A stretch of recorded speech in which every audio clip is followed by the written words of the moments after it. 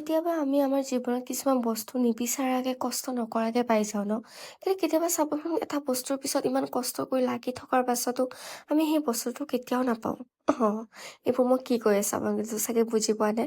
ৰাতিপুৱাৰ পৰা মনটো ইমান বেছি বেয়া লাগি আছে কিন্তু কিয় নিজে নাজানো। মানে মোৰ লগত কেতিয়াবা এনেকুৱা হয় যে কিছুমান কথা মই মানে একেবাৰে ভাবিব লগা কথাবোৰো মই মানে লাইটলি এৰি দিওঁ দেই।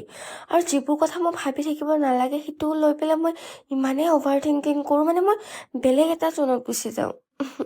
বাকী এইবোৰ কথা বাদ দিয়ক বাৰু। মনটো বেয়া হ'লেতো নিজৰ কামখিনি কৰিব লাগিব। এয়া যোৱাকালি ধুই দিয়া কাপোৰখিনি আজি এনেকে সামৰি থলো। আৰু এয়া ঘৰৰ ওচৰত আছিলে বিহু ফাংচন, কিবা এটা কাৰণততো চাব যাব পৰা নাই।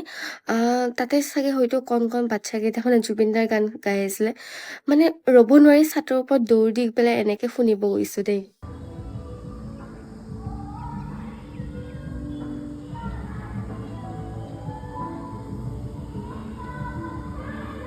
আৰু সঁচাকে দেই, আমাৰ এই নতুন প্ৰজন্মই জুবিনদাৰ গানবোৰ গালে কিমান বেছি ভাল লাগে শুনি। সঁচাকে ইহঁতেইতো হৈছে আমাৰ জুবিনদাৰ বাবে গৌৰৱ, আমাৰ বাবে গৌৰৱ, লগতে ভৱিষ্যতৰ বাবে গৌৰৱ।